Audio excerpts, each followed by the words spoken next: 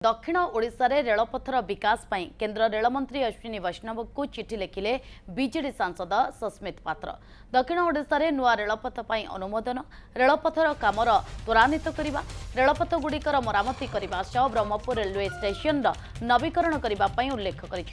दक्षिण ओडिशा रेलपथ उन्नयन मिलित क्रियानुष्ठान कमिटीर दाबी को उल्लेख कर से चिठी लिखिथिबा दर्शाई।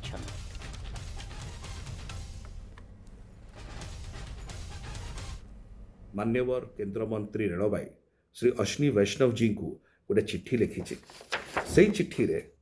यही जो प्लेटफॉर्म अच्छी ये जो फोरम अच्छी से फोरम सदस्य मैंने जहाँ जहाँ इश्यूज रेज करते सेटा को मध्य से रखी यथा जो रेलवे लाइन गुड़िकर अपर्यंत अप्रूवाल होना सैंक्शन होना बोली आमर ओडिशा रेलपथ उन्नयन मिलित क्रियानुष्ठान कमिटीर सदस्य मैंने कहते से रेलवे लाइन गुड़िक केते जल्दी अप्रूवाल हो पार,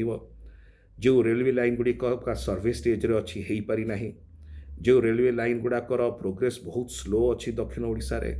नेशनल इंफ्रास्ट्रक्चर इनिशिएटिव रे शामिल करिवार आवश्यकता रही,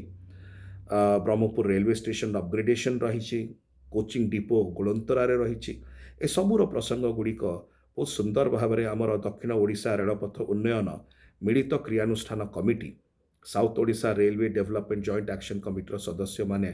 सुदूर दिल्ली आसी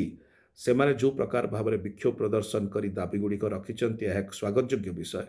एवं तांकर एई दाबी गुड़िक सहित मु निजको संलग्न करी ए चिठीटी लिखी ईमेल पठेछि माननीय केंद्र मंत्री श्री अश्विनी वैष्णव जी को। मु आशा करुच्ची माननीय केंद्र मंत्री या उपरे दृढ़ कार्यानुष्ठान ग्रहण करेंगे एवं जो क्रियानुष्ठान कमिटीर जो सब डिमांड गुड़िक अच्छी गुरुत्व सहित